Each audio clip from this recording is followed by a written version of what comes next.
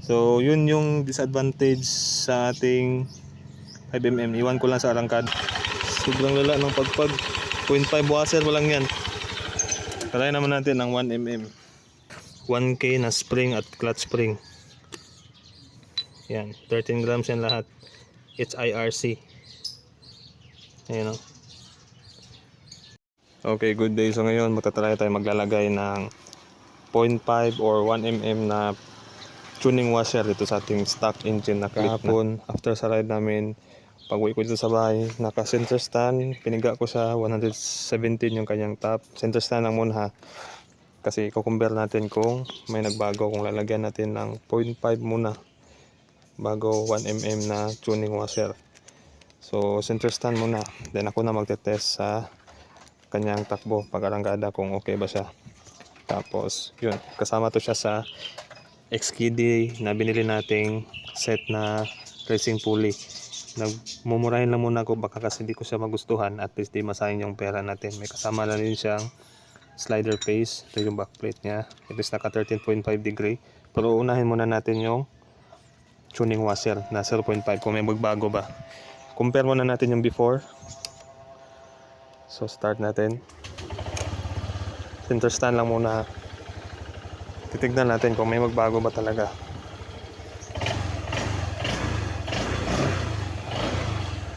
Okay.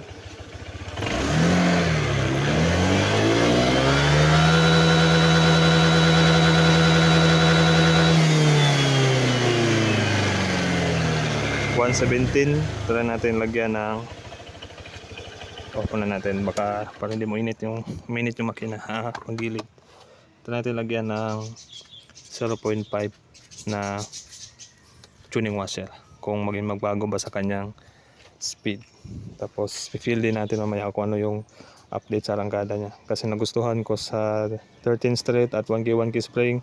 Pagpaahon na putik, di siya nagslide, di siya kagaya sa 15 800 na stock, kasi sobrang aggressive ng yung paggilid. Pag konting piga mo, para siya naka-primera. Ito kasi para siya naka-segunda, smooth siya. Kaya napili kong dito na lang magstay sa 13 straight at 1K spring.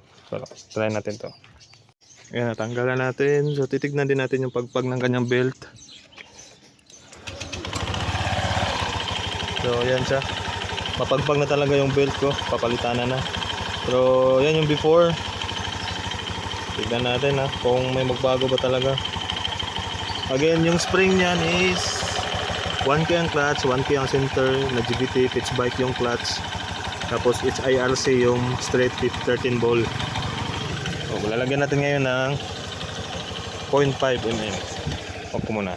Pause muna natin. Ay na sa bride Ha? ano to kuno yan sabi mo kaon ba. Okay, tignan natin. Yan, tinatanggal natin. Tapos try din natin mag 1mm na washer. Pagkatapos ito 0.5 muna yung ilalagay natin.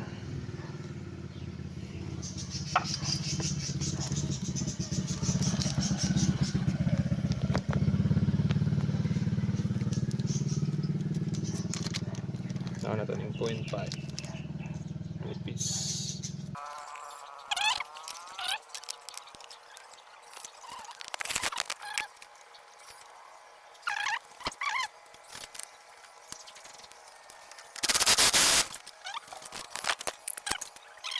Para di mabengkong. Tignan natin kung may magbago ba sa 0.5mm na tuning washer.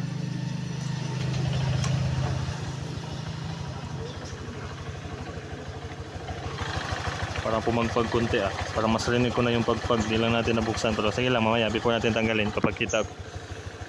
Okay.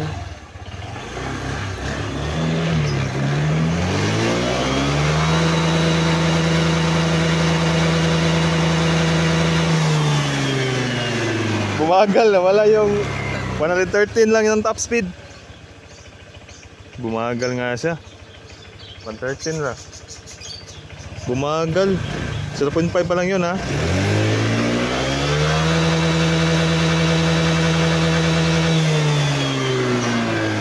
Yun lang. So bumagal siya guys. Off natin para hindi masyadong mainit. Pause natin ha. Kung na lang i-pause, para na kayo magantay. Para walang cut yung video natin.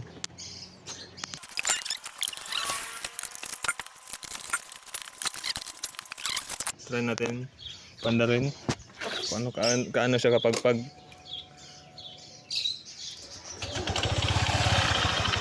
lumala yung pagpag.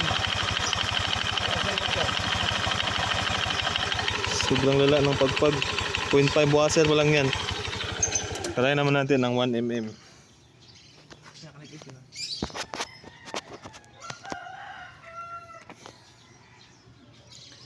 Wait lang. Sa part 2 na lang siguro yung 1mm. Para hindi masyado mahaba yung video natin. Init ba?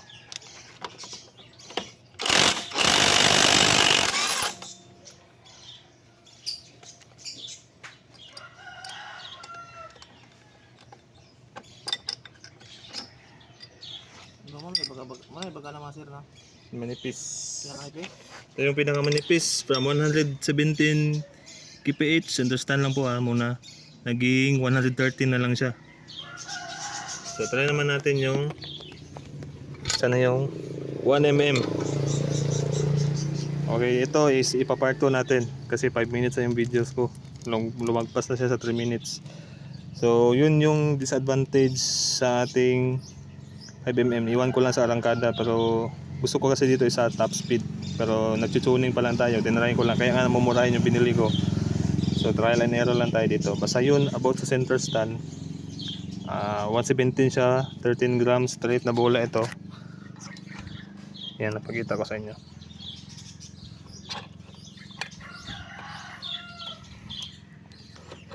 And then 1K na spring at clutch spring. Yan, 13 grams yan lahat. It's IRC. Ayan o. 13 grams. So, okay. Part 2 tayo. 1mm. Lagay natin. From 117 naging 113. Ang 0.5 natin. And then, from 113 lalagyan natin ng 113 kph. Lalagyan natin ng 1mm kung ano yung binaba niya. Pero alam ko may advantage to sa hatak. Iwan ko lang sa arangkada kasi bumaba siya. Pero sige, try lang natin.